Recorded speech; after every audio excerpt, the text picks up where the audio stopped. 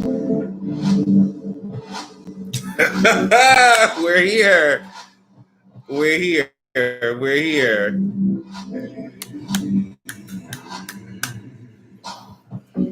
Now wait those hands.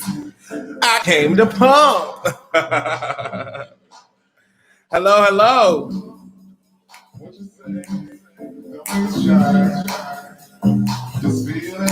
And feel free.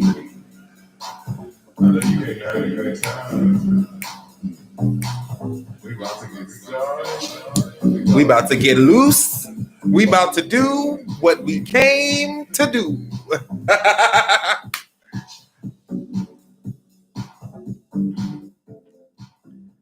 Good morning, good morning, good morning, good morning. Oh my gosh, I'm so happy to see you guys here. My name is William Bryant Miles, but you can call me WBM.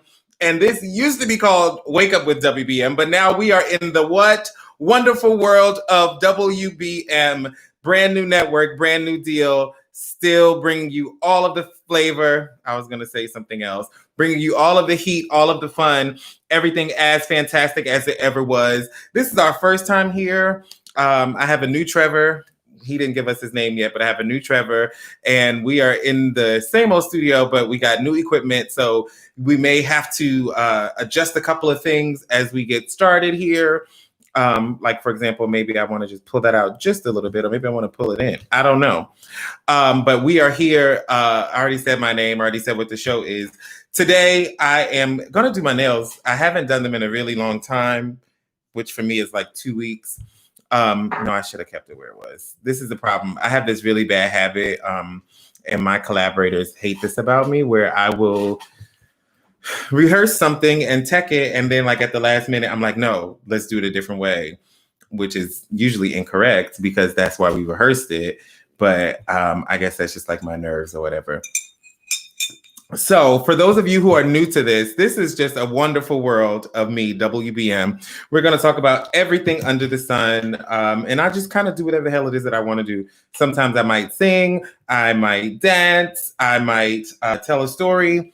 You know, if you go and look, we had a pilot season over on Instagram, and you can check that out there where you can see, right now I'm just doing a little nail polish remover on my nails just because I was putting lotion and such on there. So just to make sure that the nails are nice and clean and dry.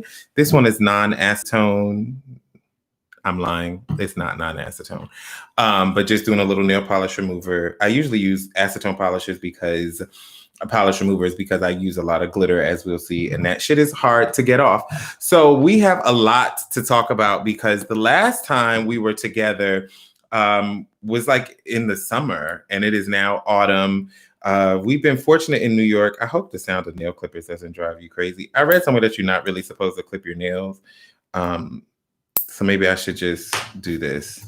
I have my emery boards, a coarse one as well as a fine one. But the last time we were together, I was, a different age. My birthday came. I had a really fun Zoom karaoke party. Shout out to everybody that came and participated. Some of you sang, some of you just sat and watched, which I love as well because someone has to be the audience, right? This looked like I really work in a nail salon, how raggedy this emery board is. But can you catch COVID through nail dust? I don't know. I hope not. Can I say COVID on YouTube? I don't know. We'll see. But yeah, so that was the last time I saw you. So many things have happened in the world since then. But there's a chat on the side also, you guys. And I have this fancy microphone, which I can talk into like that. I think that's going to do something, but I don't know. Some other things that happened. One thing that I'm sure we would have given a whole episode had we been engaging with each other in this way then was that your boy Andrew Gillum, I guess he came out. He said he was bisexual. Hooray for him. He said that his wife already knew. Everybody involved knew what it was. Good for them. I still want to know, why were you gallivanting with sex workers, and doing hard drugs? And if you weren't doing the hard drugs, I didn't see the whole Tamron Hall interview, so I'm hesitant to go deep in it. But what I didn't also see in like the publications that covered it after the fact was just an explanation. I have a file that I like that's better than this that I need, but it's not here.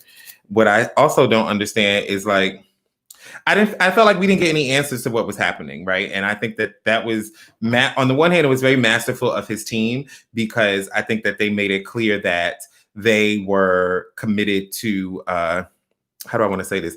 His team was clearly committed to shifting the narrative, right? Like they Olivia Pope the hell out of that by basically making the whole conversation around bisexuality and Black men being bisexual, but also still being in committed relationships with a woman, right? And that like that's a thing. And for many of us, gay folk, and I don't want to say progressive because I don't think that if you aren't familiar with this, you're unprogressive. But for people in the know, we've been knew that was a thing. We've been knew that you can be bi and be married to a woman and it be authentic and you be monogamous or whatever. Or if you're not monogamous, that you be abiding by the rules, that you set for your relationship. This one is a little better. But what I didn't get answered was like, what does bi have to do with you being out here on the drugs in las drogas, using las drogas? I don't even know if that's how you really say it in Spanish, but just being out here and being raggedy. And so for me, that was like, again, it was a masterful shifting of the narrative, but it just left me very like, okay, girl, now what? But you know what? He got bills to pay. He got a job to do. I'm pretty sure that we'll see him. I think he's going to try to get a job in higher ed. I think that's like, I think the government right now is maybe too on the nose, but I wouldn't be surprised to see him show up at somebody's university in a community relations or something, provostship. And then hopefully he'll think that we forgot. Well, it doesn't matter what I think because I don't live in Florida, but then, eventually he'll be able to run for elected office again, and this will all just be behind him. I saw some people saying that like they would still vote for him. I think he lacks judgment and transparency. I also think that he's probably gay, not because bi people don't exist, because they do, but I think that people who are bi and have a partner of any gender that knows that they're bi, when they cheat, they tend to just get caught like having a glass of wine on a beach with a person they shouldn't be having a glass of wine on the beach with. And that this is not always the case, but I think that like when you're in the situations he was in, that maybe there's something deeper at play, some sort of shame or something. But I don't want to get with Andrew Gillum. So you know what? As I used to say in high school, I used to say, Mapatoyo, more power to you. Mopotoyo, Mapatoyo. Whatever, toodaloo. Also in government news, if y'all don't know, I am not the most, I'm not a political scientist, so I don't get too deep in the politics, right? Like we can go deep in the weeds of culture. And we're gonna have to do something about the glasses because I know that is stressing me out. But we can go deep in the weeds of culture. Ooh. We can go deep. What if I'm a duck and that just came out of my lungs? But we can go deep into the weeds of culture, right? But I am not a political scientist, but apparently Trump had COVID. I don't know if it's true or not. I was inclined in the beginning to think it was true just because I was like, what would the benefits of it not being true? But that's why I'm saying I'm not a political scientist. I don't really care, to be quite honest. The debate, like, what's so funny to me also is how invested in the debates we get, we being so many of my peers who are pretty clear about who and what we're going to vote for. And yet people be deep in the debates. I'm thinking, so I have this silver color. The thing I like about this, I don't know if it's going to pick up here. It has like a lot of these undertones in it, which are really pretty, but it's a little sheer. So I have to do like 3 coats. But my favorite go-to is just to do this black, because this is what the girls like to do. Sinful colors. I got this at Target. Essie, can never go wrong with Essie. This Essie glitter, which is called Set in Stones, is probably my favorite nail polish ever. This one is a little too pink for what I want to do right now. And this one is just way too cheap. So I'm trying to decide between the gold, the thinner, the OPI, but having to do 5 coats. I'm gonna just do what I know, the black. So yeah, we get invested in the debates, which I'm just like, why do we stress ourselves out when we know good and damn well we know how we're voting, what we're voting for? You know what I mean? But whatever, the debates happened, blah, blah, blah. You know, the census was cut short because who knows why? I don't know why. You got Black people out here talking about Brexit. So all that to say, and I'm not going to stay there too long. I'm probably going to take these rings off. All that to say that y'all need to get out there and vote because it's a shit show. And if you don't vote, it's going to be even crazier and get even worse. Let's see how I can do this without getting any of my knuckles or anything crazy like that. So yeah, so that was that on that. Oh shoot, I should have started this after what I'm gonna do next. But some fun things that have been happening in the interim. So y'all have been going Google Gaga, cuckoo for Cocoa Puffs for this show called Lovecraft Country. And you know, here again, if you watched the last season, if you're new here, welcome. Especially during these pandemic times, I watch a lot of TV. And one show y'all going crazy about is Lovecraft Country. So for one, Roku and HBO are in like a fight. So it's a little trickier for me to watch HBO. I have to commit to watching it on my computer. So that caused me to drag my feet. But then I bought the book. It's based on a book, and then they like expanded it. So, and then I also was sent a copy of the pilot script. So me as a nascent writer, or not a nascent writer, but you know, on my writing journey, I was like, ooh, I'm gonna read the book. And then I'm gonna be like, how would I imagine it as a TV show and compare that to the pilot? Then I'm gonna watch the pilot and be like, how would I revise this pilot to actually make the episode and compare that to what they did, right? It's a wonderful exercise. And I encourage any young writers, young meaning where you are in your writing journey, not your actual age, to do that. But as you can see, this book is untouched. So we'll get to that at some point. I threw it like that just to get it out my way, not because I don't respect the book. Because I do. But I hear y'all are going crazy for it, and it sounds like something I would enjoy. It's helmed by a Black woman. Can never go wrong with, well, I shouldn't say never go wrong, because there's something like Harriet was helmed by a Black woman, and I think that went very wrong. But I'll say it's about as good as it gets to get a Black woman in charge. You know, and so I look forward to seeing what that is gonna be. If you wanna be somebody, if you wanna go somewhere. I gotta be careful over here though. This is a new network. They got new rules. Who knows how quickly this whole thing will be shut it down, you know, with me doing that or whatever. The other thing that I've been reading, I'm gonna just do one more Neil to talk about that.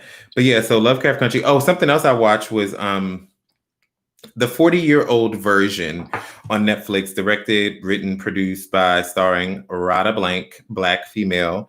It is a very good film. I thoroughly enjoyed it. I will say that the log line, the description is awful. I won't say it's awful, but it just, to me, mischaracterizes the film. I think the film is about so much more and like has much more universal themes. They mentioned about her becoming a rapper, which her character does indeed try to do that. So not looking too bad so far. So far, so good. You know, keep it far away. But there was just so much more. There's so many more universal themes about just like coming of, I don't want to say coming of age. She's well past coming of age, but just, you know, with this last birthday, I made a conscious choice that I'm no longer really discussing my age. It's not a matter of me being ashamed of how old I turned. I say I'll readily tell someone I was born in 1984, make of that what you will. But why I'm not discussing age is that I realize why people want to know your age, and me included in this, right, is that we use it as this marker of trying to understand something about you. And I think it's helpful for like legal things, right? Like certain ages let you know, can you legally buy alcohol? Can you legally vote? Can you legally drive? Get Social Security, you know? But beyond that, it's all arbitrary. So if someone says that they're 40, what 40 is for one person is very different what 40 is for another person. And it's valid for all the people. You know what I mean? And so I just want to not get caught up in that. And I felt like I was getting caught up in that of like defining myself and others around me by these arbitrary markers. So no more.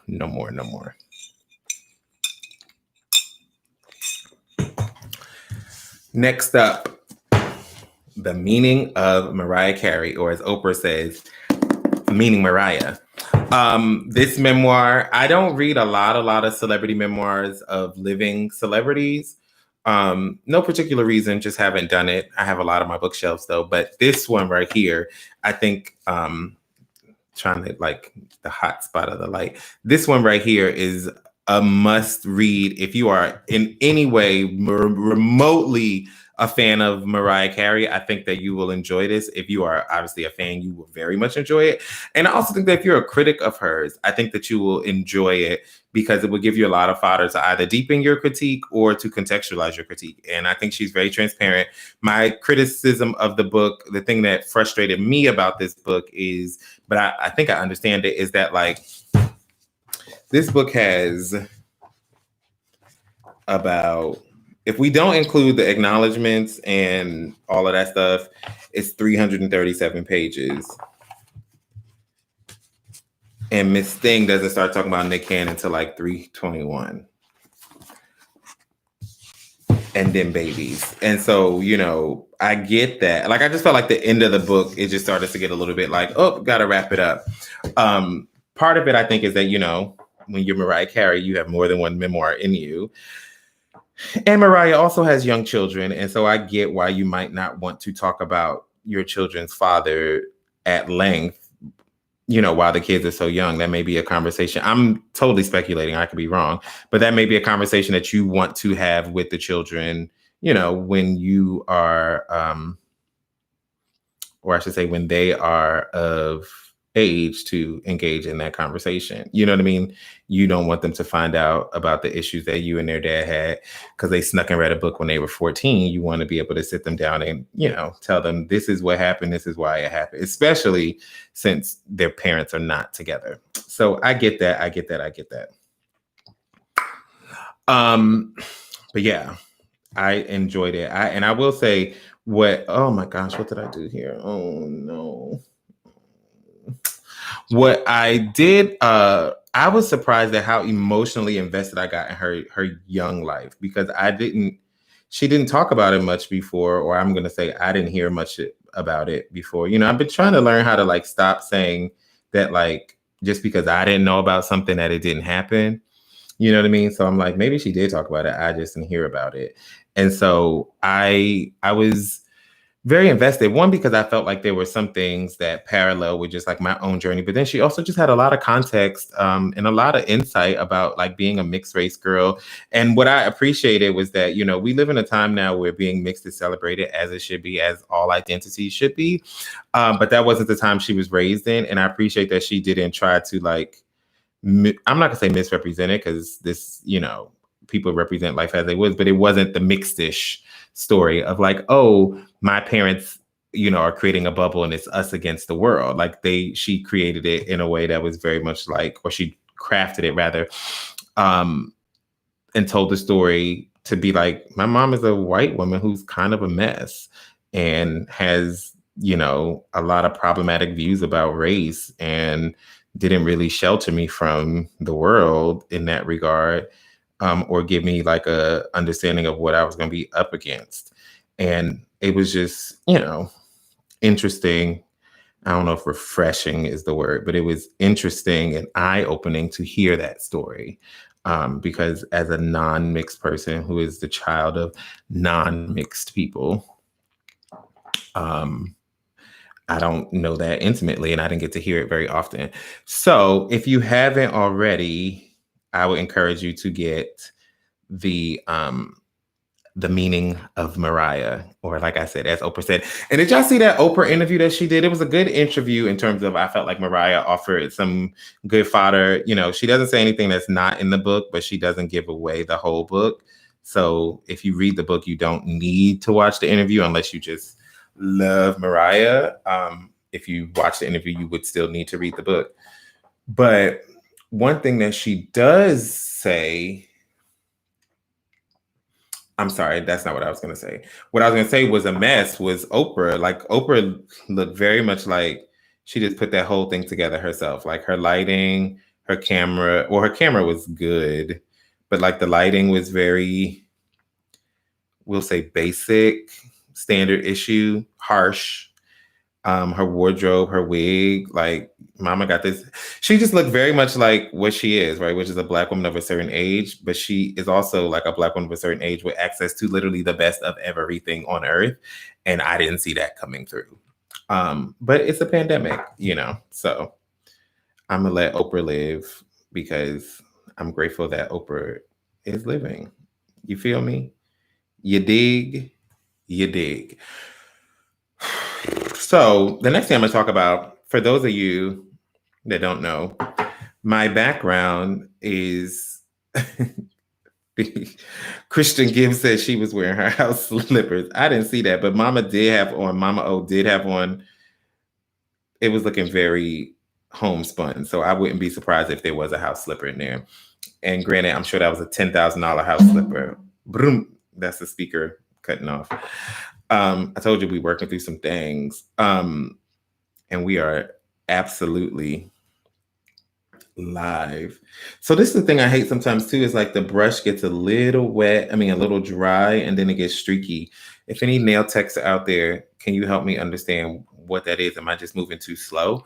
But yeah, so Oprah was looking crazy. So the next thing I was saying, if you don't know, I come from the theater world. That's like my background. That's my training, blah, blah, blah.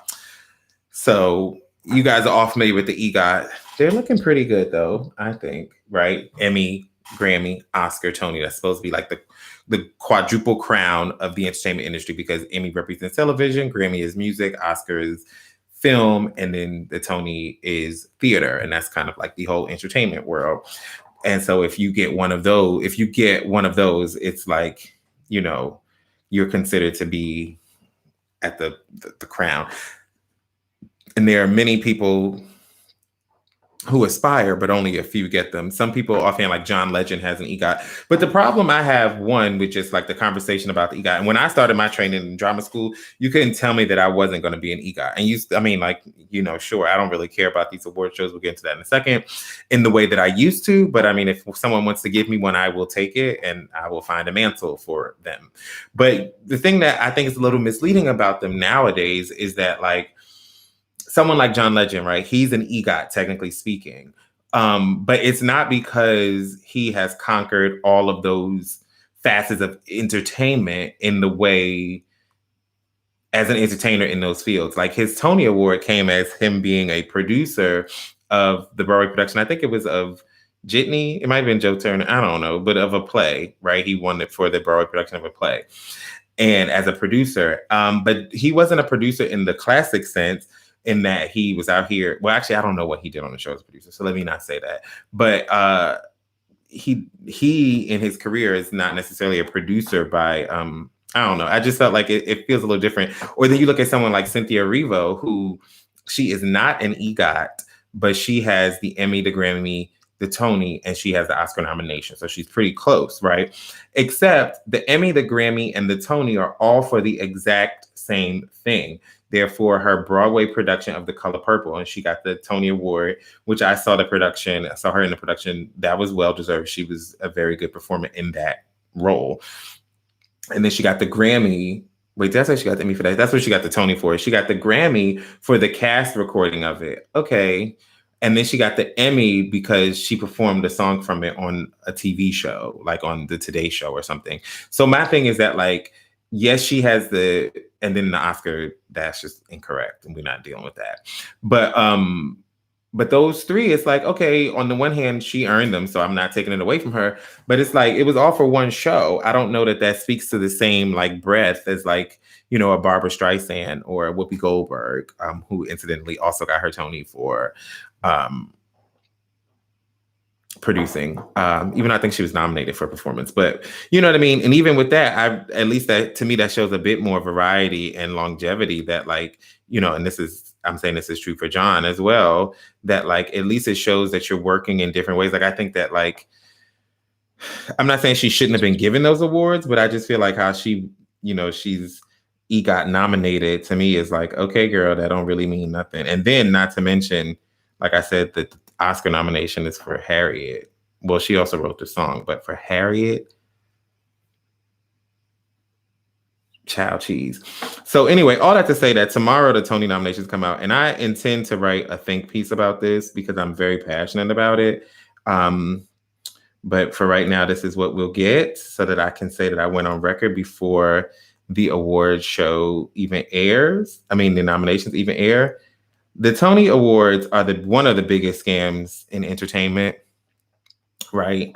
And it's a scam because, for those of you that don't know, there are very specific rules about what is considered a Broadway show, and they are all related to geography and theater ownership. So in New York City, there's a finite number of Broadway theaters, and and also seating capacity is another requirement. So theaters who are over 500 seats, who are located between 40th Street to the south, and I believe 61st or no, Lincoln Center is like 66th or 7th Street to the north, and I don't think they go further west than 10th Avenue or further east than 5th Avenue.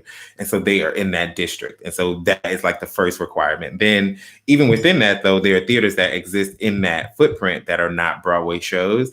And so those shows, there are theaters that have to be members of the Broadway League. And in that, there's a handful of people who own shows like the Nederlanders, the Jujamson, the Schuberts, and then like a bunch of Broadway nonprofit theaters. Roundabout Theater has one, MTC has one, Second Stage has one, but pretty much it's I named like 6 organizations that control all the theaters, right? So that already is a small pool. And when you compare that to something like the Oscars or the Grammys, where in theory, so let me walk it one step back. So any show that wins an Oscar, to be nominated for a Tony, to be eligible to be nominated for a Tony, which means to be eligible to win a Tony, you have to open in one of those theaters. That's the first rule. And then it's only the first, like the opening night of the show. So like how Phantom of the Opera has been running for 25 years, whoever comes in, Norm Lewis came in and turned it out, he's not eligible. It's only the opening night cast. So you think about that like there's only a finite number, and something like Phantom is there for 20 bazillion years. So that's knocking one theater out the running, right? So there's a small number of theaters that can open.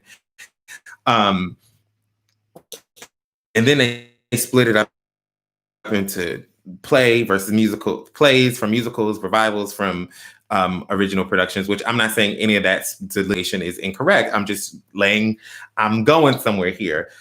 So you have this very small group of possibilities for where shows can exist. Whereas you compare that to the Grammys or the Oscars, right? In theory, if I release a song this year, not necessarily in practice, but in theory, I can win I can win a Grammy if I hard enough and get the right people to see it, right? Like there's no requirement of where it comes from. Now, of course, if you don't have the backing of a label, you probably won't get it in front of enough voters so that you can win, right? But there are, the same thing with the Oscars. If you don't have a studio behind you, you probably are not going to get enough eyeballs on it so that you can really win. But in theory, anybody that makes a movie, if they work their channels, in theory, that film is eligible as long as it opens. I think it has to like open within a certain timeline in New York and California, blah, blah, blah, blah, blah.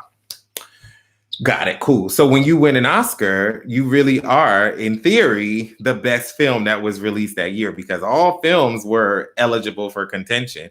Whereas if you win a Tony Award for Best Actress in a Musical, it really is Best Actress in a Musical that opened this year in a theater on these streets, right? Like, and so it's like out of these 20 theaters or whatever the number is. And the number is something like, it's less than 50, you know what I mean? That's what we're dealing with. So, as you also may know, Broadway shut down in March, and it's never coming back. I don't know. They're coming back next year sometime, they said. But they're still doing the Tony Awards, which is crazy to me because there's only 4 shows eligible for Best Musical this year. What the hell? There's 4 shows eligible for Best Musical. Not a single show open that was eligible for Best Revival of a Musical. 4 plays are eligible for Best Revival of a Play. That's not nominations. That's just eligible. Why are we having an award show? And then there are 10 that are eligible for Best Play. So I do think that's a fair, that category is on par with what's happened in the past. But that's so fucking crazy, right? So now they're probably going to not nominate 1 from each of those categories. So 3 plays will be nominated for Best Play. 3 plays will be nominated for Best Musical. There is no Best Revival of Musical. So that show's going to be like Tony nominee for Best revive Best Musical in 2020. And it's like, bitch, you literally just were not the worst show. Like literally only one show's not going to be nominated. So what the hell is the fucking point? And I think that this is a problem that even in a normal year would still be a problem because it's such a small pool and it's such an arbitrary pool. And the fact of the matter is that the powers that be that control the pool are so small and specific that there is really no way to really shift in any meaningful way, shift the narrative, right? And become more egalitarian. Like I think that Hollywood is so fucked up and has so many challenges, but they are trying. They've opened up the academy to more different people. They're changing rules saying that if your show in the future doesn't meet certain requirements for diversity and inclusion, it will not be, arbitrary though they may be, it will not be eligible for contention in the Best Picture. Whereas the Tony Awards is still, like the Schuberts, Jujamson, and the Nederlanders, who are the private owners of theaters, those are all held by white people, right? And then if you look at, I'm going off of, I don't have my notes in front of me, but from what I remember, Second Stage, MTC, Roundabout Theater, those are the people that have Broadway houses, and they're all held by white people. So it's like, how does one break into this in any way? You know what I mean? And then now someone's going to run around and be like, I wrote the Tony Award winning Best Musical for 2020, which if they win it, they did. And I'm not saying that it's their fault, right? Like they won it based on the rules that are out there. But then you also, the other thing they don't tell you, that the only people that vote on Broadway shows are the people that are in the Broadway League, that have a vested interest in what shows will win, because then those shows, it's not Broadway League, but it's like Broadway Across America and whatever. But the Tony voters are not the field at large, right? So it's not like with the Grammys where you have other singers voting for other singers in the same way. So it's just all a fucking facade, as a friend of mine used to say. It's all a facade. And it's very unfortunate because this is what I just messed it up. It's all a facade trying to open this damn polish. And it's just very frustrating because I think so many people put stock in it to the point of like feeling unsuccessful if they don't achieve these benchmarkers and really stepping outside themselves to try and achieve it. So I'm just like, child, someone needs to do an expose. And I think it's going to be me. We'll see how much free time I have on my hands. Speaking of exposés, this isn't really an expose, but I announced this at my birthday party. Some of you may not have been there. And we're going to do this is an ongoing thing for the next, do you think bump the Tonys? I just saw that comment just come in.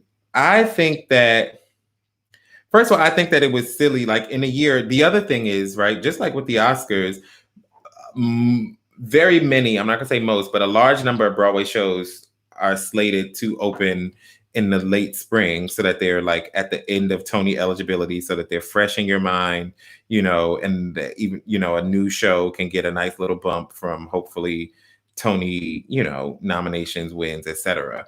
So very many shows did not open because of that, which is why, as I mentioned, the season was so truncated in terms of what's eligible. And so I just felt like with such limited eligibility, I would have rather them just say, you know what, for the next Tony Awards, we're going to have a more competitive pool, because we're going to just bring those shows, like basically 2 years in one, because it's really only rolling in 4 musicals, not a single revival, 4 play. I mean, the best play category be competitive, but hey, shit happens. And then, rolling over those 4 revivals of plays. Rather than being like, oh no, let's still just have the Tonys, because it's like celebrating what for whom. Like it's just so so I'm not saying bump it, you know what I mean? I'm saying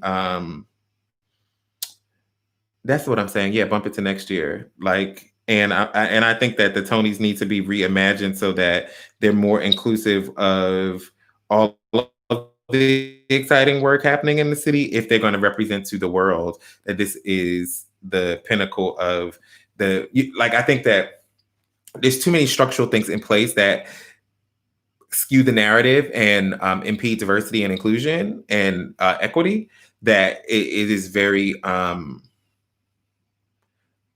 improbable that they will be able to continue in the way it exists now, absent somebody turning ownership over of a space to someone else, which I'm not saying they have to do or should do, and I don't think they will do. So I think that absent all of that, they need to just expand what could be considered eligible for a Tony award-winning show. But yeah, so that's that on that. The other thing that what I was saying I announced on my birthday Zoom was that for the next it's not 365 anymore. It's probably like 358 days. I have committed to not buying any new articles of clothing. I can purchase clothing, I can get new to me clothing, but I'm not buying anything new that was made new. I'm trying to make my wardrobe sustainable. So I'm only doing items that have been that are secondhand or repurposed some way. You know what I mean? Personal items are accepted from that. I'm not out here, buying dirty drawers. But if I want to get a new blouse, for example, this shirt would have had to been owned by someone else, or taking a shirt I had. And I can buy a textile, like I'm going to buy, if I wanted to make this shirt long sleeve, I could buy fabric to make it longer sleeve. And I'm doing that because the fashion industry is like the second largest source of pollution or something in our environment. Like so much water is wasted to make clothing. So much fuel is wasted getting it from, if my nails weren't wet, I'd take the shirt off. I'm sure it's made in China, Myanmar, somewhere not in the US, somewhere very far away, not Canada or Mexico. So it's a lot of energy goes to getting it over here. Not to mention that it's also quite likely, even though I started using some sustainable brands like Everlane, they don't only make their items in America, but they are sustainable, or at least, the factories are equitable. But it's like so much goes into, a lot of that is like slave labor, right? And so then I become complicit. We're complicit. And so I just want to see what will happen. And then also, not to mention, like, why the fuck do we need to have so much new clothing? Like, what is that about? I mean, it's Instagram, right? And it's all of that. But it's like, why do we have to have a new look every single time we go somewhere? You know what I mean? Like, I just don't understand that. And I don't want to be a part of that any longer. So y'all gonna see me in this shirt again. You know what I mean? Maybe it'll look a little different. Maybe it won't. Also, Peep the Pin, Black Gain on Screen, still available for sale. But that's what I'm here to.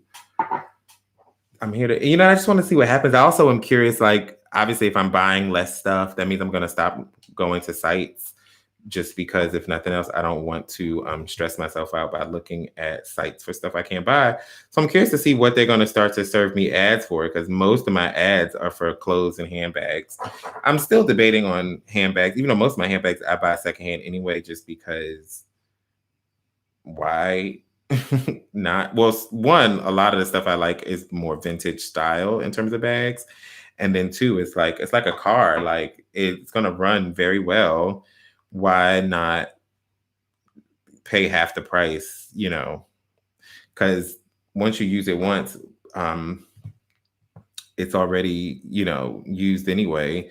You know what I'm saying? Like when you use a bag, it's only going to look brand new for but so long. Christian Gibbs said, what about shoes?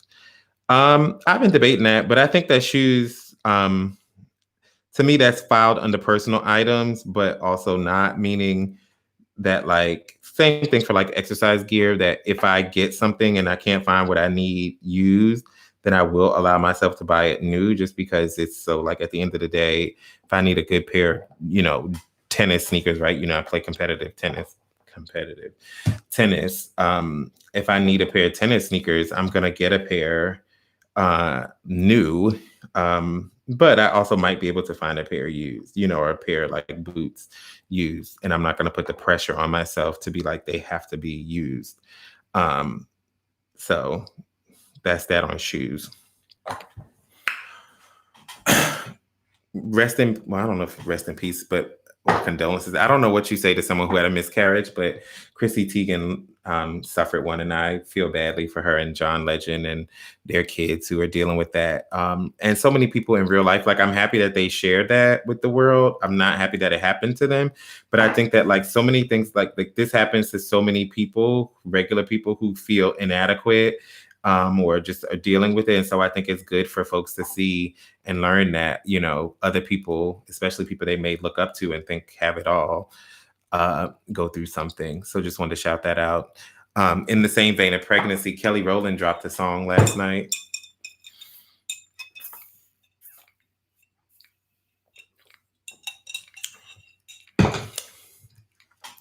Way back in the day, I used to do this thing where I would like fix people's careers. They never listened to me, and so they're where they are now. I feel like I might have done this for Kelly before. What I'll say about Kelly Rowland is that I enjoy Kelly Rowland as a talent, as a beauty. We've met a couple of times. I think very highly of her, and I want her to win. That being said, the song is like a disco, a dance, a house inspired record, but I just felt like she needed to go there. Like, just make a house record, just go full out and just give us vocals and powers. And I think that that's a lane that's wide open. She has stuck her foot in that water so many times, but she just never fully goes into it. She tried it a little bit with also the last album, not the last album, but with the Here I Am album, which she ultimately repackaged with less dance music. And it's like, as time would tell, that was like 2010, and the EDM became a whole moment. That's like what I won't say defined, but that style of music was so big throughout that whole decade, and she missed her moment. You know, she was working with David Guetta and stuff early on, but I just think that she was afraid to go full out. And so I think what winds up happening, and this is a lesson for all of us, that like, if you're going to do it. If you're not, don't, right? So when she's making these dance inspired records but then still trying to do a Beyonce rap style, something on it, it doesn't come across to me as if like, oh, wow, you're mashing up all these styles and it's so imaginative and so fresh, which is something that this lady actually was pretty good at. But it's also because I think that she was still clear at the end of the day, she was making pop records. And so those may have been influences, but it was still a pop record. You know what I mean? And I feel like Kelly needs to just accept that, like, okay, girl, you're going to make a dance record, then make a dance record. And like, it's okay that it may have these other influences, but just go full out so that we really get to enjoy the fullness of that. And the beauty of it is that that's a lane that's kind of open right now. Like, a lot of people who have your stature, like you are a Kelly Rowland, you are Calendria Rowland of the iconic Destiny's Child. I just don't understand why and so to me it just falls flat. But you know, best of luck to her. If she wants to call me, I have a fabulous idea for a video for the song that might still help it. I don't know if they already shot it, but she can call me. We can work things out. You can drop it in the box below. Kelly, comment, like, subscribe, you know. Blah, blah, blah, blah, blah, blah. The next thing was Megan Thee Stallion. So can we just also take a moment to shout out Megan and to shout out HBCUs, because they are doing the thing. Megan she performed on she performed on Saturday Night Live, and she made her debut there. And what I loved about it was that she was not afraid to get political. And I just want to say that I think that so many young people, well, it goes both ways. There are some young people who are afraid to get political, and then there are some who are absolutely unafraid, right? And so I'm just happy when I see the ones that have, and I'm saying young person like she's 12 and I'm 60, but I stopped counting, so I don't know what year she was born, and I don't know where we are in this continuum. So I'll just say that I'm happy to see someone who's relatively new in her career, young meaning her career, not being afraid to be, you know, like, yes, it's her first time at Saturday Night Live, and she was not afraid to make a statement and to make a bold statement and to come out and explicitly say that, like, y'all need to protect Black women, point blank period. And y'all is me, and it's all of us. You know what I mean? If you don't know, she got shot, allegedly by Tory Lanez, definitely by someone, definitely by a man. And that's not okay. You know what I mean? And so it's like, I was happy to see that she's healed and she's able to perform. But it's not okay that these things are happening. And so then she took that a step further by writing a New York Times op-ed about Black women. And I'm just really grateful that she's doing the work, and that she's using her platform in a way that is meaningful and powerful. So that's that on that. That's pretty much that on everything. And it's like with the Megan, I want to say more, but I'm also just kind of like, my nails are done. No, but I mean, I just think that it's pretty self-explanatory, and it's pretty clear that, like, Black women matter. Black women need to be protected. And if they're not, and they feel like they don't matter, they have the absolute right that whenever they have a platform to speak on it, and that we as Black men, Black gay men, white men, whomever, also need to speak up and be like, yes, girl. Yes, girl. So shout out to Megan Thee Stallion for that. I think that is really dope. I think that she talked about a lot of stuff, not just that. She talked about, well, I mean, all of it was about Black women, but she talked about, dressing for herself and dressing herself for herself and the male gaze and, just so many things. And it was just exciting to see someone not afraid to have the conversation. You know what I mean? Like, I just was so happy for that, because I think I was getting worried that we were slipping into a very vapid time where we can't have meaningful conversations about anything. So that's that on that. The only other things I have to say, like I said, I have my Black Gay and on-screen pins. I dropped 2 new synopses, one of Lil Murder, one of Uncle Clifford. And if you don't already know, I did an interview with the Uncle Clifford, the Nico Annan. I was going to say his name wrong. Nico Annan, who plays Uncle Clifford on P-Valley. And that interview is going to be dropping later this week. Exclusive interview. We talk about so many things. Y'all want to talk, we talk about the show, but we also just talk about being Black, gay, and on screen and like what that means. For those of you that don't know, Nico is not a new actor, but this is the first time many of you may have seen him, but he's been working in this field for, a couple decades, I would say. Super talented, as we see. And so we just talk about what that means and, what that journey has been like as a person who's Black, gay, and on screen. So I'm really excited to share that with you guys. And if you missed my birthday Zoom, October 31st, I'll be doing a Halloween Zoom karaoke open to all. So you can check me out then. Cool. Don't you worry if you came for the makeup. Be ye not worried. It'll be coming back. It drove my skin bonkers the last time. I used a different product that drove my skin bazonkers. So we just took a little moment for that. I also did my nails, which people see my nails. I think for me, talking to y'all on the phone, they look crazy with the glare. But, nothing on the knuckles. I wash my hands one time, a little bit extra, it'll be gone. So that's that on that. And that's all I got this week. It felt like so much more when I wrote it out, but that's the whole show. I want to thank you all for joining me here. There's going to be so much more. Like I said, the wonderful world of WBM is not just this show. It is this show Wednesdays at 10 p.m. Eastern, which will always be live. And this show is always going to be a mixed bag, but it's also going to be creative videos. It's going to be interviews like we saw with Uncle Clifford. It's going to be deep dives into things that I find interesting. It's going to be inspirations of mine, maybe some for you. It's going to be a lot of things. It's literally a peek inside my mind. It's like if someone just cracked open my brain and then shared it with the world. So that's that on that. And I hope to see you all real soon. Next week. Well, I'll see you later this week. If you haven't already, please make sure that you subscribe. If you actually care about this channel and want to actually know what's happening, hit the bell notification and leave comments and, tell a friend or 2 or 10. I won't be mad. That's all I got. In the meantime, just make sure that you choose joy, honey, because that's all we got. Love ya. Mean it. Bye.